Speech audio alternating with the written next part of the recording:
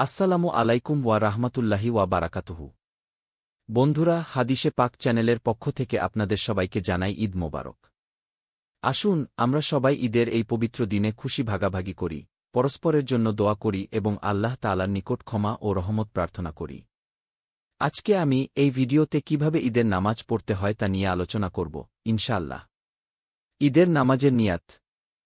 আরবি উচ্চারণ: নাওয়াইতু আন উসাল্লিয়া রাকাতাই ওয়াজিবাতে লি ঈদুল ফিতরি মা শিত্তাতা তাকবিরাতিন ইক্তিদা বিল ইমামি লিল্লাহি তাআলা। বাংলা অর্থ: আমি 2টি রাকাত ওয়াজিব ঈদের নামাজ আদায় করার নিয়ত করছি, 6টি অতিরিক্ত তাকবীর সহ, কিবলামুখী হয়ে, আল্লাহর জন্য, ইমামের অনুসরণে। ঈদের নামাজের পদ্ধতি বা নামাজ পড়ার নিয়ম। প্রথম রাকাত। তাকবীরে তাহরিমা, প্রথম আল্লাহু আকবার বলে হাত বাঁধবেন ও সানাহ পড়বেন। অতিরিক্ত 3টি তাকবীর দিবেন, প্রতিবার হাত উঠিয়ে ছেড়ে দিবেন।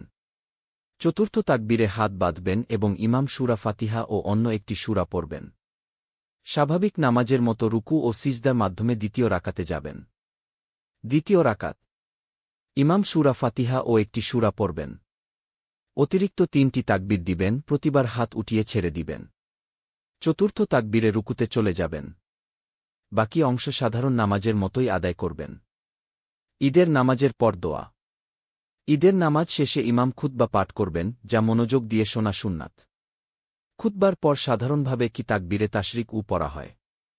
আরবি উচ্চারণ: আল্লাহু আকবার, আল্লাহু আকবার, লা ইলাহা ইল্লাল্লাহ, ওয়াল্লাহু আকবার, আল্লাহু আকবার, ওয়ালিল্লাহিল হামদ। সংক্ষেপে ঈদের নামাজের গুরুত্বপূর্ণ কথা। ঈদের নামাজে আজান ইকামত নেই।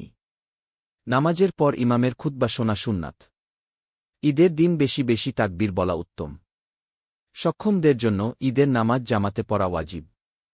ভিডিওটি ভালো লাগলে এখনই আমাদের চ্যানেলটিকে সাবস্ক্রাইব করে আমাদের সাথে থাকুন, লাইক করে বন্ধুদের সাথে এই ভিডিওটি শেয়ার করতে ভুলবেন না। আপনার কোনো প্রশ্ন থাকলে কমেন্ট করুন, আমরা উত্তর দেওয়ার চেষ্টা করব ইনশাআল্লাহ। হাদিসে পাক চ্যানেলের পক্ষ থেকে আবারও ঈদ মোবারক।